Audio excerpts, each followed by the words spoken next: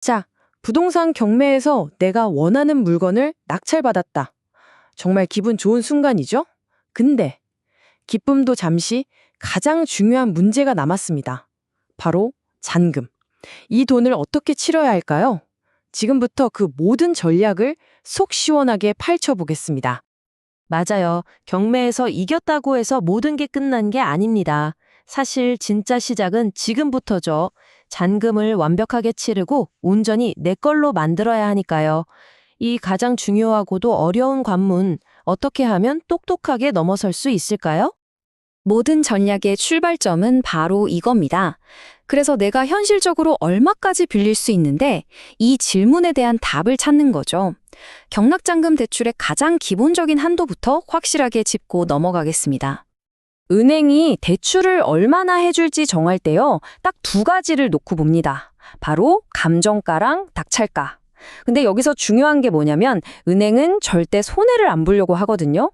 그래서 이 둘 중에 무조건 더 낮은 금액을 기준으로 돈을 빌려줘요. 이거 정말 핵심이니까 꼭 기억해 두셔야 해요. 이런 계산이 너무 복잡하고 머리 아프다 싶으시면요, 그냥 딱 하나만 기억하세요. 실전에서는 최대한 보수적으로 생각하는 게 제일 안전합니다.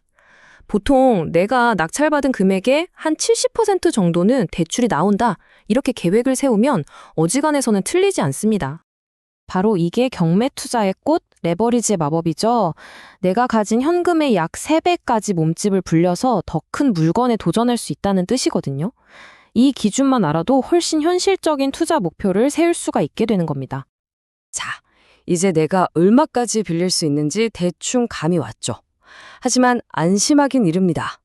이제 우리 개인 투자자들 앞을 떡하니 가로막고 있는 거대한 벽, 바로 총부채 원리금 상환 비율, 이름도 어려운 DSR 규제를 제대로 알아야 합니다. DSR, 말이 좀 어려운데요. 아주 간단하게 말하면 이겁니다. 정부가 당신 1년에 버는 돈으로 지금 가진 빚 전부 감당할 수 있어요? 라고 아주 깐깐하게 물어보는 거예요. 모든 평가는 철저하게 증명된 소득을 기반으로 이루어집니다. 그리고 정부가 정해놓은 그 한계선이 바로 40%입니다.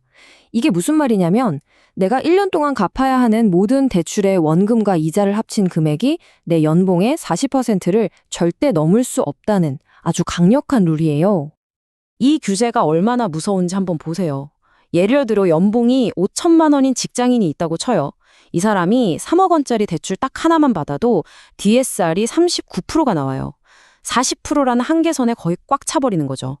이러면 사실상 다른 대출을 추가로 받는 건 불가능에 가깝습니다. 그런데 여기서 끝이 아니에요. 스트레스 DSR이라는 더 강력한 놈이 나타났습니다. 이건 뭐냐면 앞으로 금리가 오를 것까지 미리 걱정해서 대출 한도를 더 줄여버리는 거예요. 그래서 이 정도는 나오겠지 하고 계산했다가 막상 은행에 가보면 생각보다 수천만 원이나 대출금이 깎여서 당황하는 경우가 생기는 겁니다.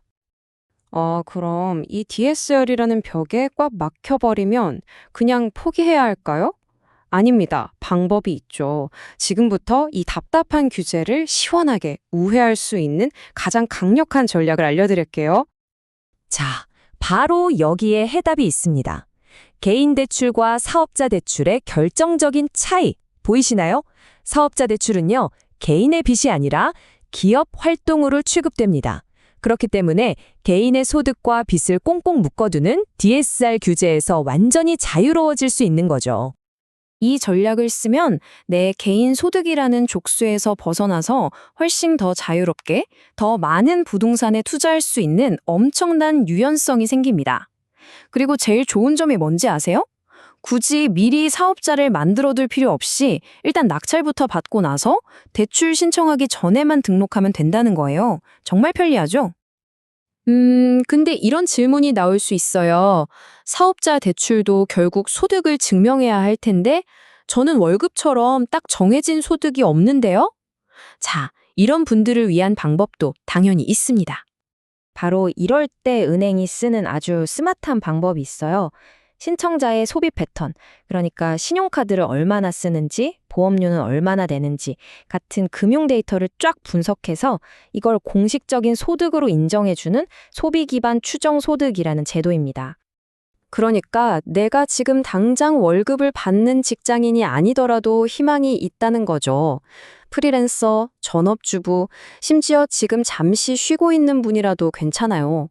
꾸준히 신용카드를 쓰고 국민연금이나 건강보험료만 잘 내고 있었다면 나는 빚을 갚을 능력이 충분하다는 걸 증명할 수 있습니다. 그래서 진짜 유용한 실전 꿀팁 같은 게 있어요. 딱 이것만 기억하시면 돼요. 내가 1년 동안 신용카드를 얼마나 썼는지 계산해 보세요. 그리고 거기에 곱하기 2를 하는 겁니다.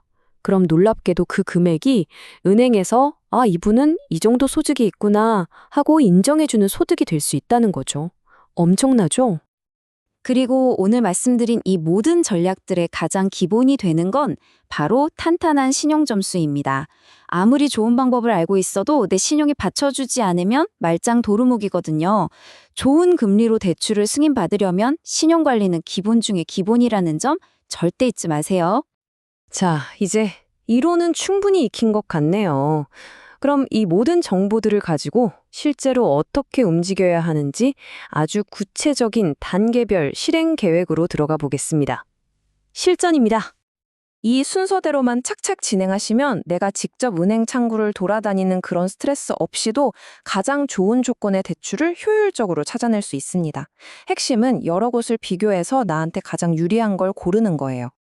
마지막으로 이건 정말 아는 사람만 아는 고급 정보, 내부자 팁 하나 드릴게요.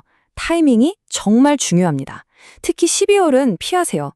왜냐하면 은행들도 1년 동안 쓸 수 있는 대출 총량이 정해져 있는데 연말이 되면 이게 거의 다 소진되거든요. 그래서 심사가 훨씬 까다로워지거나 아예 거절될 수도 있어요. 웬만하면 11월까지는 모든 대출을 마무리하는 게 가장 안전합니다. 오늘 이야기의 결론은 이럽니다. 자신감을 가지세요. 은행은 자선단체가 아니라 확실한 담보가 있으면 어떻게든 돈을 빌려줘서 이자를 받고 싶어하는 사업체입니다. 그러니까 너무 겁먹지 마시고 방법이 있을까가 아니라 방법을 찾겠다는 마음으로 적극적으로 여러 가능성을 두드려 보세요. 올바른 전략만 있다면 길은 반드시 열립니다.